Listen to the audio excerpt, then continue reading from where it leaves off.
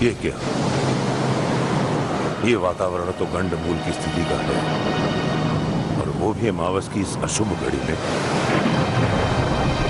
वर्षों पहले भी वातावरण में इसी प्रकार की उत्तेजना प्रकट हुई थी। निश्चय ही ये दानों का हर्षोल्लास है। अवश्य कोई दानव धरती पर प्रकट हुआ है।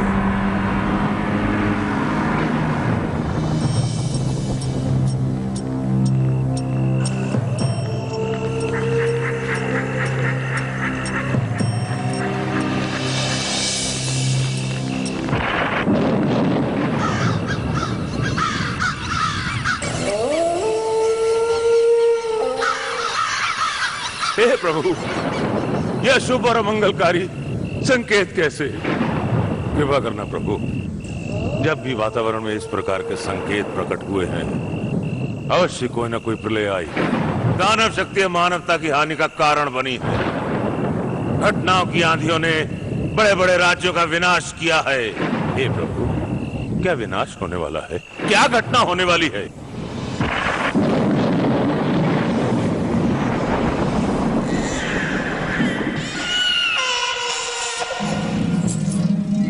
बधाई हो महारानी, बधाई हो। इस राज्य को युवराज और आपको बेटे की बधाई हो। आपने कुल दीपक को जन्म दिया है। चंचला, अभी जाकर महाराज को ये शुभ खबर दे दो कि भगवान ने उनकी सुन ली। उनको एक गौरवशाली पुत्र प्राप्त हुआ है। जो आ गया महारानी। जाओ। बधाई हो, बधाई, बधाई हो, बधाई। राजमहल में नन्हे राजकुमार की बधाई हो, बधाई हो। महाराज को बधाई हो। महाराज ये दासी अत्यंत शुभ समाचार लेकर आई है। महारानी पद्मावती ने नन्हे राजकुमार को जन्म दिया है। क्या महारानी ने इस राज्य के उत्तराधिकारी को जन्म दिया है? इस शुभ समाचार के लिए आप राज खजाने से जो भार मांगेंगी आपको अदा किया जाएगा। महाराज की जय हो, महाराज की जय हो। और अब नन्हे राजकुमार को देखने के लिए हमारी आंखें तरस रही हैं।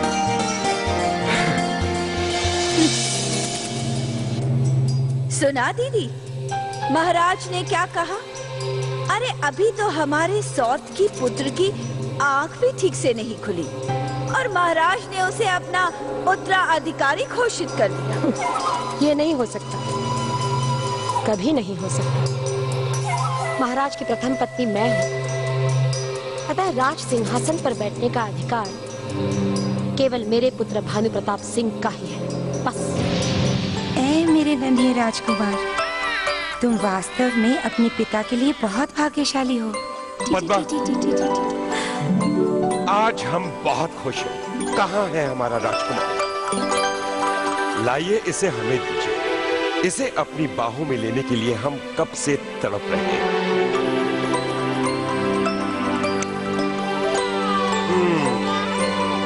तो ये है अलकापुरी का भावी राजकुमार, हमारी आंखों की रोशनी। पद्मा, इस अनमोल रतन के बदले में राज खजाने का हर उपहार हम आप पर निछावर कर देना चाहते हैं। नहीं नहीं महाराज, मुझे हीरे मोतियों का उपहार नहीं चाहिए। मुझे तो केवल आपके प्रेम का उपहार चाहिए। मेरे माथे का टिका यूं ही सजा रहे, मेरे लिए यही उपहार बहुत है। पद्मा, आपका प्रेम कितना निस्वार्थ है। आपने हमसे आज तक कुछ नहीं मांगा, इसलिए हम आपको वचन देते हैं, हम आपके पुत्र को इस राज्य का उत्तराधिकारी बनाएंगे। हम आज अभी इसी वक्त अपने राज्य के ज्योतिष पंडितों से कहेंगे वो हमारे बेटे की जन्म कुंडली बनाएं और कल सुबह हमारे राज दरबार में उपस्थित हो। अलकापुरी नरेश महाराजा प्रताप सिंह की जय हो। जय हो। महाराज, ये बताते हुए मुझे गर्व प्रतीत हो रहा है कि नन्हे राजकुमार की जन्म कुंडली सर्वगुण संपन्न है। मकर राशि में सूर्य और 12वें स्थान में बृहस्पति, ये निसंदेह चक्रवर्ती सम्राट होने के लक्षण है। ऐसी शुभ घड़ी में पैदा होने वाला पुत्र अत्यंत बलवान, शूरवीर और विद्वान होता है जो अपने बल और बुद्धि से सारी दुनिया को अपने चरणों में झुका लेता है। महाराज, मैंने बड़े बड़े राजकुंवर और युवराजों की जन्म कुंडलियां बनाई हैं, मगर ऐसी जन्म कुंडली मैंने आज तक नहीं देखी। युवराज केवल परम प्रतापी योद्धा ही नहीं, परम धर्मात्मा भी सिद्ध होंगे। धर्म और कर्म का ऐसा मिलाप है इस जन्म कुंडली में कि समस्त संसार दंग रह जाएगा। असत्य! आचार्य रुद्रनाथ, ये असत्य है, असंभव है। युवराज की कुंडली से इन बातों का कोई संबंध नहीं है। केवल राजन को प्रसन्न करने के लिए मन से बनाई गई काल्पनिक जन्म कुंडली है ये, क्योंकि इन सबको राजन का डर है, भय है। ये सत्य बोल ही नहीं सकते महाराज। सत्य तो ये है राजन कि ये बालक अति अशुभ घड़ी में पैदा हुआ है। अनिष्टकारी लक्षण है इसकी कुंडली में। सारे अमंगल, सारे संकट ही नहीं, दानव शक्तियां भी हैं इसमें। जनजाति और राष्ट्र का विनाशक होगा ये, क्योंकि ये बालक अमावस की काली छाया से प्रभावित है। आचार्य रुद्रनाथ, राजन, क्रोध में आने की आवश्यकता नहीं है। केवल सच सुनो, सच। सच सदैव कड़वा होता है। मैं ये समाचार सुन के कि राजमहल में एक बालक ने जन्म लिया है, यहाँ आने पर विवश हो गया। राजन अपने इन ज्येष्ठ पंडितों के मुख से युवराज के शुभ लक्षणों को सुनकर जो आप इतने प्रसन्न हो रहे थे, वो युवराज महाविनाशक है। वो आपके और राज्य के संकटों का कारण बनेगा। इस बालक का जन्म उस अशुभ घड़ी में हुआ है जिसमें केवल दुष्ट आत्माएं जन्म लेती हैं। बस आचार्य रुद्रनाथ, बस। अब तुम हर सीमा लांघते जा रहे हो। शांति महाराज, शांति। पहले आप आचार्य महाराज की बात तो सुन लीजिए। सुन तो लीजिए, ये कहना क्या चाहते हैं? महारानी, ये बालक किसका रूप है मैं अच्छी तरह जानता हूँ। यदि आपको मालूम होता तो इस शुभ अवसर की घड़ी पर आप इस तरह की अशुभ बातें नहीं करते। परिणाम क्या है जरा सोच लीजिए। परिणाम आप सोचिए राजन। अगर मेरी बात ना मानने की भूल आपने की, इसलिए मैं फिर आपको चेतावनी देता हूँ कि अपने इस पुत्र से जितनी जल्दी हो सके छुटकारा पालो। छुटकारा पालो? ये बालक कोई अनाथ आश्रम से नहीं लाया गया आचार्य महाराज। ये तो राजकुमार है। आपके कहने का तात्पर्य क्या है? तात्पर्य? तात्पर्य महाराज को सावधान करना है। इससे पूर्व ये बालक राजमहल का विनाश कर दे। इसे राजमहल से बाहर निकाल देना चाहिए। लेकिन ये कैसे संभव है? बालक का मोह मत करो बड़ी रानी। इस पुत्र को त्याग दो। यदि इस बालक को राज से निकाल दिया जाए तो इस पर छाई अनिष्टकारी शक्तियां भी राज से बाहर हो जाएंगी और ये राज दरबार और राष्ट्र विनाश से बच जाएगा। नहीं, ये अनर्थ हमसे नहीं होगा। मैं जानता हूँ राजन कि माता पिता के लिए बालक का त्याग करना कठिन ही नहीं बल्कि असंभव है, किंतु इस बालक का त्याग करना भी अति आवश्यक है।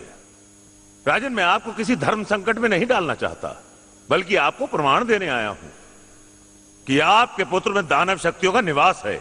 क्या प्रमाण है आपके पास? राजन, मैंने अभी तक आपके पुत्र का मुख तक नहीं देखा, किंतु मैं बता सकता हूं कि उसके शीश पर एक गुणा का चिन्ह है।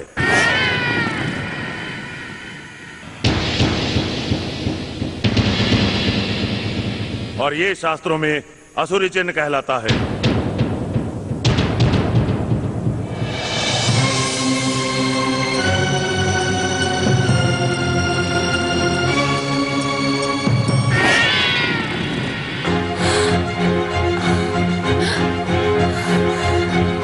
आचार्य महाराज, इसके सिर पे तो वैसे ही निशान है।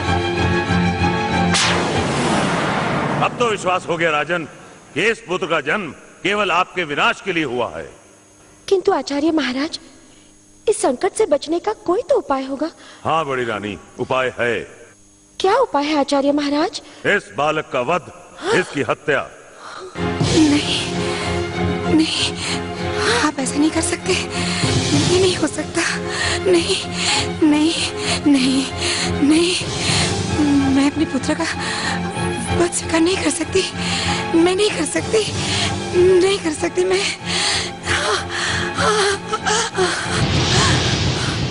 मेरी बात मान लीजिए राजन, देर करना आपके और राज्य के लिए अच्छा नहीं होगा। और एक विशेष बात। क्या आचार्य महाराज? विशेष बात यह है महारानी कि जैसे ही आपका पुत्र 3 वर्ष का होगा, यदि उस वक्त इस बालक की दृष्टि आप पर पड़ी तो आप अंधे हो जाएंगे राजन, अंधे हो जाएंगे। फिर दुनिया की कोई शक्ति आपको ठीक नहीं कर पाएगी और आपके दुर्दिन आरंभ हो जाएंगे।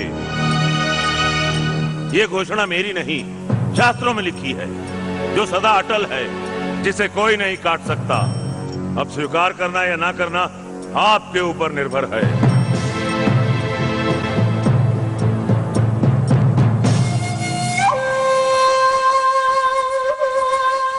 महाराज, हमें आचार्य की बात को नजरअंदाज नहीं करना चाहिए। इसका मतलब हमें आचार्य की बातों को स्वीकार कर लेना चाहिए।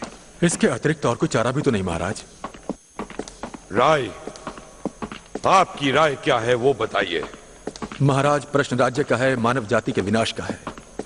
यदि आपके पुत्र के कारण आपका राज्य संकट में पड़ जाए, आपकी प्रजा का जीवन संकट में पड़ जाए, तो आप ही बताइए महाराज, क्या ये उचित होगा? नहीं महाराज, नहीं।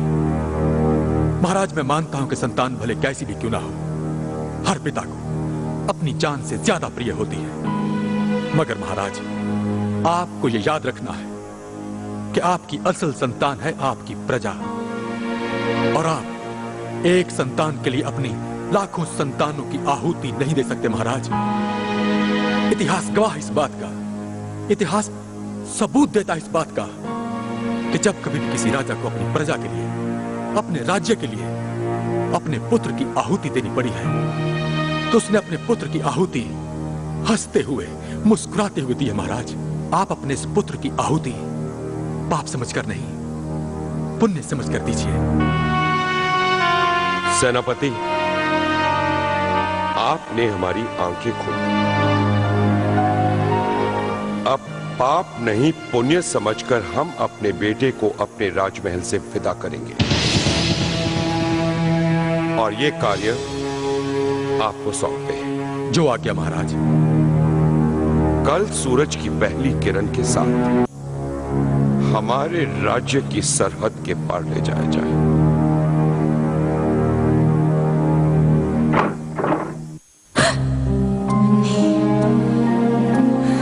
नहीं, ये नहीं जाएगा। आप इस मासूम के साथ ऐसा नहीं कर सकते। इसे इतनी बड़ी सजा आप नहीं दे सकते। एक माँ को अपने बच्चे से अलग नहीं कर सकते। आप इतने निर्दयी, इतने पत्थर कैसे हो गए? ऐसा मत कीजिए। मैं इसके बगैर नहीं जी सकती। मैं मर जाऊंगी, मैं मर जाऊंगी, मैं मर जाऊंगी।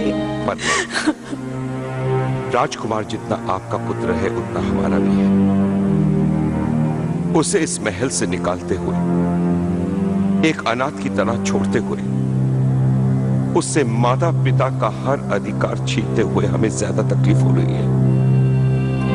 आचार्य रुद्रनाथ की बात को हम नजरअंदाज नहीं कर सकते। उनकी बात को हमें स्वीकार करना ही होगा। हमें अपने राजकुमार को इस महल से निकालना ही होगा। लेकिन मैं इसे कैसे स्वीकार कर लूं? आपने मुझे अपनी महारानी का दर्जा दिया, मान सम्मान दिया, वो अपार प्रेम दिया जिसकी मैंने कभी कल्पना भी नहीं की थी। लेकिन उसके बदले आप मुझसे इतनी बड़ी कीमत मांगेंगे, ये मैंने कभी नहीं सोचा था, कभी नहीं सोचा था।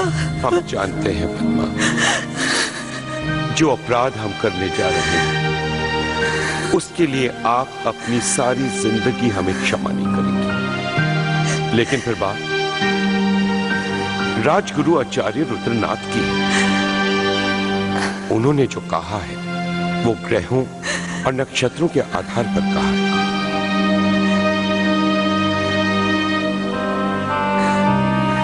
पद्मा, तुम जानती हो आचार्य रुद्रनाथ की भविष्यवाणी आज तक गलत साबित नहीं हुई है।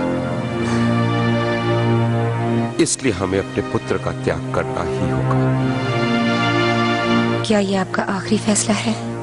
फैसला नहीं, मजबूरी है। हम राजा हैं, अपनी प्रजा के लिए हमारे कुछ कर्तव्य है पद्मा। हमें यह डर नहीं कि हम अंधे हो जाएंगे अपने बेटे की खातिर, लेकिन फिर हम अपनी प्रजा का विनाश नहीं चाहते। ठीक है, आप इसे छोड़ना चाहते हैं, खुशी खुशी छोड़ दीजिए, मगर मैं इसे नहीं छोड़ सकती महाराज। ये बच्चा मेरे जीवन की सारी पूंजी है, इसे मैं नहीं खो सकती। ये जैसा भी है, अभिशाप भी है, अशुभ है, लेकिन है तो मेरा ही बेटा। ये अगर इस महल से निकला तो इसके साथ साथ मैं भी जाऊंगी। ये निर्णय कैसा? पद्मा, तुम हमें छोड़ दोगी? तुम जानती हो हम तुम्हारे बगैर जिंदा नहीं रह सकते। बहुत प्यार करते हैं हम तुमसे। आप मेरे बगैर नहीं जी सकते, और आपको इस एक दिन के बच्चे की बिल्कुल चिंता नहीं है कि ये अपनी माँ के बगैर कैसे जिएगा। इसको कौन थप्पियां देकर सुलाएगा? ये जब ये भूख के लिए तड़पेगा तो इसे दूध कौन पिलाएगा? नहीं पद्मा, तुम हमारा राजमहल छोड़कर नहीं जाओगी, कहीं नहीं जाओगी तुम। नहीं महाराज, मेरा बेटा इस महल से निकाला जाए और मैं यहाँ खुशी खुशी रहूं, ये मुमकिन नहीं। इसके साथ मैं जरूर जाऊंगी, मैं जरूर जाऊंगी, जरूर जाऊंगी मैं।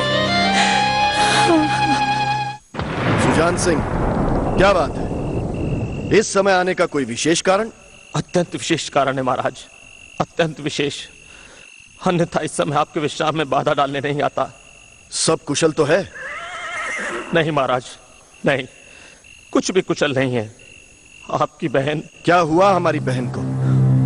आपकी बहन महारानी पद्मावती की जान खतरे में है। सुजान सिंह, तुम जानते हो कि तुम क्या कह रहे हो? क्षमा चाहता हूँ महाराज, किंतु मैं बिल्कुल सच कह रहा हूँ। लेकिन क्यों? क्या कारण है? कारण है उनका पुत्र महाराज। पुत्र? हाँ महाराज। पद्मा ने पुत्र को जन्म दिया और हमें सूचना भी नहीं? कैसे होती महाराज, पुत्र के जन्म लेते ही तो राजमहल में प्रलय आ गई। प्रलय आ गई? वो कैसे? आचार्य रुद्रनाथ की भविष्यवाणी से। क्या भविष्यवाणी की है रुद्रनाथ ने? युवराज के जन्म लेने पर आचार्य रुद्रनाथ ने कहा कि वो बालक महाराज के लिए अशुभ और अमंगलकारी है। वो बालक महाराज के लिए विनाश का कारण है। उस बालक से पूरे राज्य में संकट आ जाएगा। और तो उन्होंने तो यहाँ तक कहा। बोलो, उन्होंने क्या कहा? और उन्होंने बताया कि उस बालक में दानवी शक्तियों का वास है, अमावस की काली छाया का शाप है उस पर। दानवी शक्तियों का वास? अमावस की काली छाया का श्राप है? हाँ महाराज। और इतना सुनते ही महाराज ने युवराज को महल से निकालने का निर्णय ले लिया। महाराज, युवराज और महारानी को बचा लीजिए महाराज, उन्हें बचा लीजिए। जब महाराज ने उन्हें निकालने का निर्णय ले ही लिया है, तो फिर उन्हें मारने का साहस कौन कर सकता है?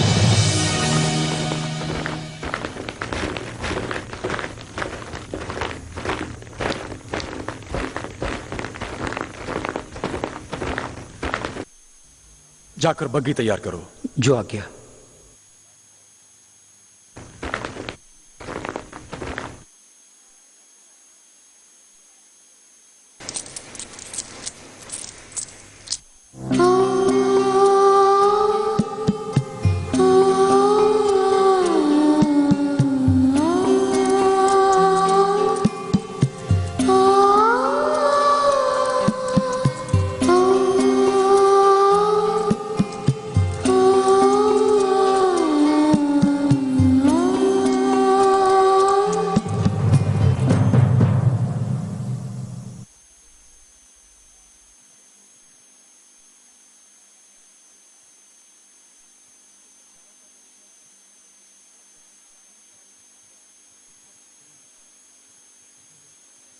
संभवतः ये हमारी अंतिम मुलाकात है। इसके बाद शायद हम कभी न मिल सके। कहाँ जाऊंगी ये मुझे भी नहीं पता। फिर भी जाने से पहले आज्ञा चाहती हूँ। अगर अनजाने में मुझसे कोई भूल हो गई हो तो मुझे क्षमा कर दीजिएगा। क्षमा? क्या क्षमा करें आपको? हम तो खुद न्याय के कटघरे में खड़े हैं, फैसला नहीं कर पा रहे। हमने जो किया है वो इंसाफ है या अपराध? नहीं अलकापुरी नरेश, आपसे क्या अपराध हो सकता है? सिंहासन पर बैठने वाले का अपराध भी इंसाफ ही होता है। मैंने आज तक आपसे कुछ भी नहीं मांगा है। जाने से पहले केवल एक अधिकार मांगना चाहती हूँ। उम्मीद है निराश नहीं करेंगे। अधिकार? क्या अधिकार दे सकते हैं आपको?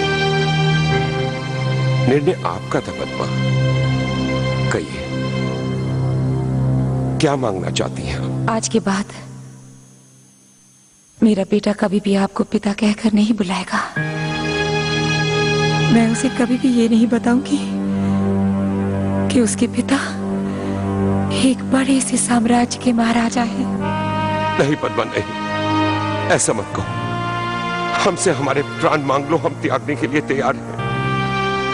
अपने शरीर का सारा खून बहाने के लिए तैयार हैं। सारे संबंध तो तोड़कर जाए, अब कम से कम एक बाप और बेटे के रिश्ते को तो अलग मत करो। अलग करना मेरी मजबूरी है, वरना आप जिंदगी भर मेरे और मेरे बेटे के लिए आंसू बहाते रहेंगे। और उस वक्त हमारे आंसू पोंछने वाला कोई नहीं होगा। सच तो यह है, हम नहीं चाहते आप राजमहल छोड़कर जाएं। मगर इस वक्त हम यहां एक बाप की नहीं, एक राजा की हैसियत से खड़े हैं और अपनी प्रजा के साथ इंसाफ करना हमारा कर्तव्य है। आज मुझे अपने राजा पर गर्व है। आपने वही किया जो आपका कर्तव्य था। मैं वही करने जा रही हूं जो एक मां का कर्तव्य है।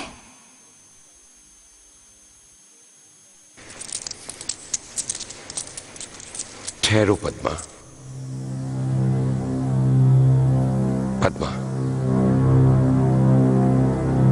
एक बार अपने बेटे को सीने से लगाने का अधिकार दे दो।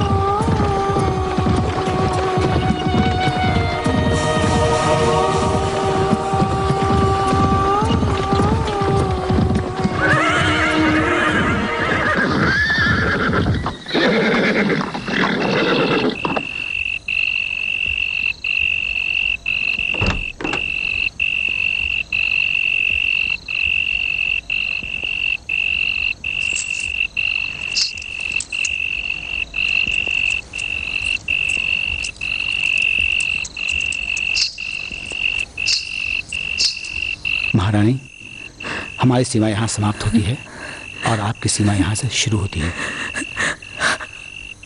हमें यहाँ तक पहुँचाने के लिए मैं आपकी आभारी हूँ। इसमें आभारी की क्या बात है महारानी? ये तो हमारा प्रथम कर्तव्य था।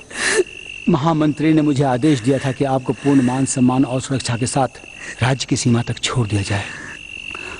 अब बहुत अफसोस की बात है महारानी कि मैं आपका साथ आगे तक नहीं दे सकता। अब आपको यहाँ से अकेले ही जाना पड़ेगा।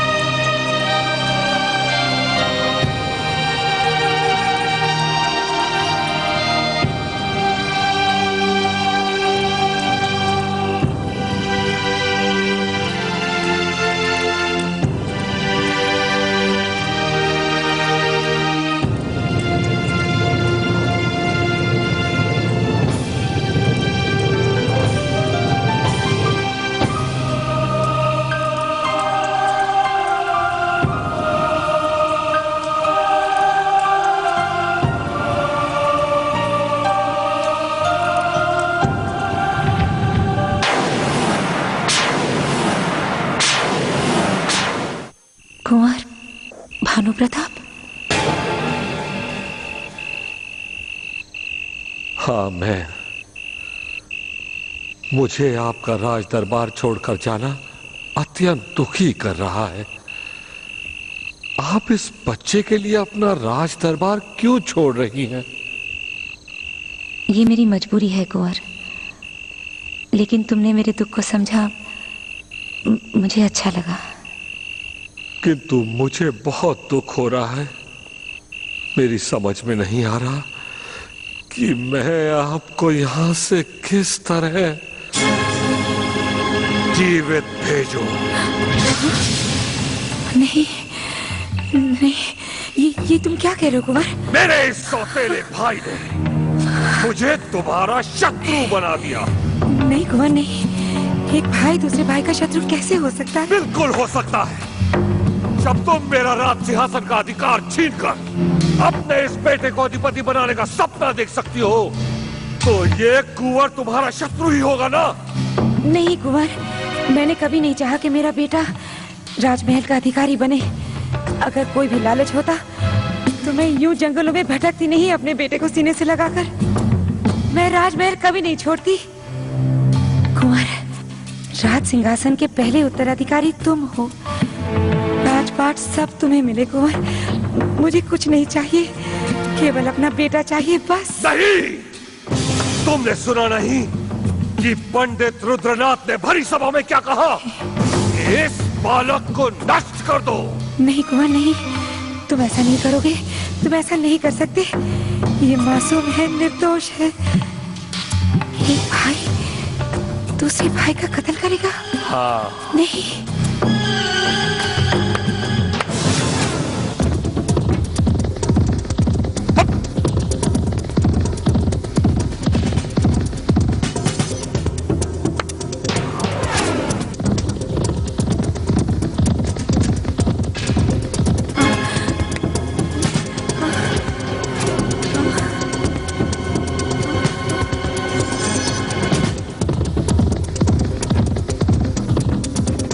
पकड़ लो। छोड़ो, छोड़ो मुझे, छोड़ो। नहीं नहीं नहीं नहीं नहीं नहीं नहीं नहीं नहीं, नहीं मेरा बच्चा, छोड़ो छोड़ो छोड़ो मुझे, छोड़ो छोड़ो। नीचे। नहीं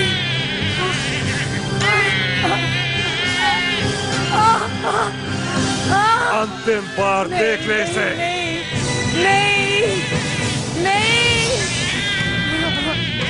नहीं नहीं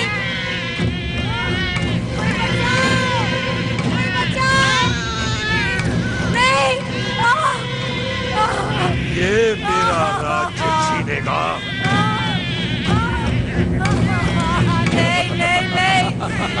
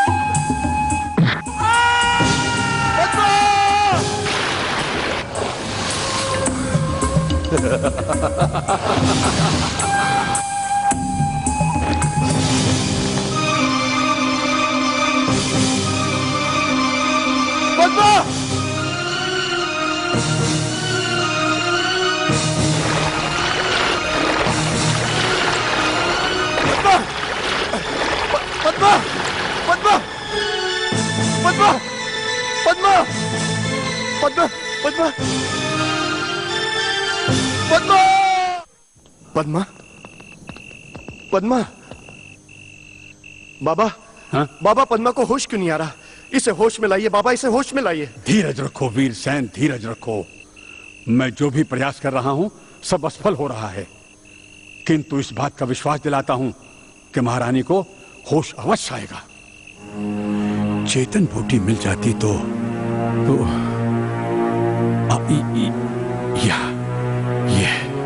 ये रही। अब इसी का सहारा लेना पड़ेगा। सब ठीक हो जाएगा, सब ठीक हो जाएगा।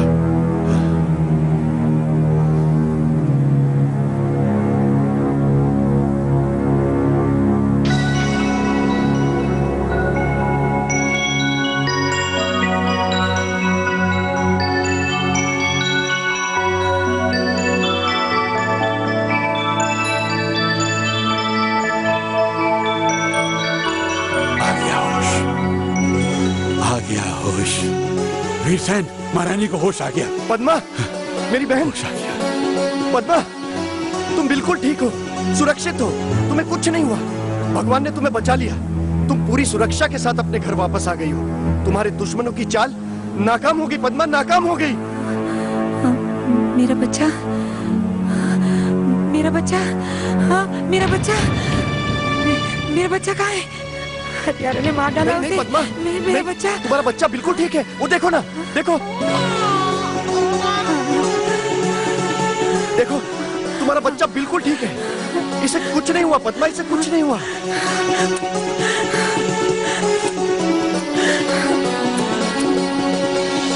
पद्मा, रुद्रनाथ तुम पर इस्तेमाल किया गया सिर्फ एक मोहरा है। तुम्हारे साथ षड्यंत्र किया गया है, षड्यंत्र। नहीं, मैं नहीं विश्वास कर सकती। महाराज के प्रेम को मैंने परखा है। वो मेरे साथ षड्यंत्र नहीं कर सकते। षड्यंत्र महाराज ने नहीं, उन दो रानियों ने किया है ताकि तुम्हारा बेटा उत्तराधिकारी न बन सके। मुझे तो लगता है उन्होंने अपना षड्यंत्र कामयाब करने में रुद्रनाथ का सहारा लिया है,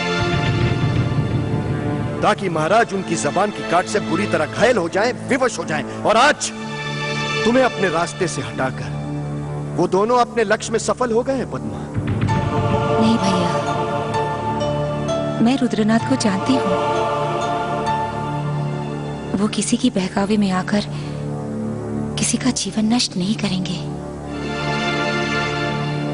उन्होंने जो भविष्यवाणी की है उसमें कहीं ना कहीं तो सच्चाई है। कौन सी सच्चाई पद्मा? कैसी सच्चाई? एक मन घड़ंत भविष्यवाणी के अतिरिक्त कुछ नहीं है ये। नहीं भैया, मैं स्वयं उस समय हैरान हो गई थी जब उन्होंने कहा कि इसके सिर पर अमावस की छाया का निशान है। निशान है तो क्या हुआ? मैं इन सब बातों पर विश्वास नहीं करता।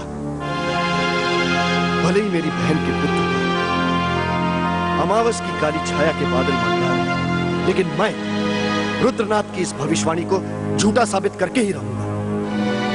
मैं अपनी बहन को वचन देता हूं कि इसके जीवन से काले साए हटाकर इसकी जिंदगी को उजालों से भर दूंगा। ऐसी चमक, ऐसी रोशनी दूंगा इसे कि महाराज की आंखें भी चकाचौंध रह जाएंगी। पद्मा, इसके बाजुओं में इतनी शक्ति भर दूंगा कि यह अपना अधिकार स्वयं हासिल करेगा। सुंदर वन का ये नन्हा राजकुमार आज से वनराज के नाम से जाना जाएगा।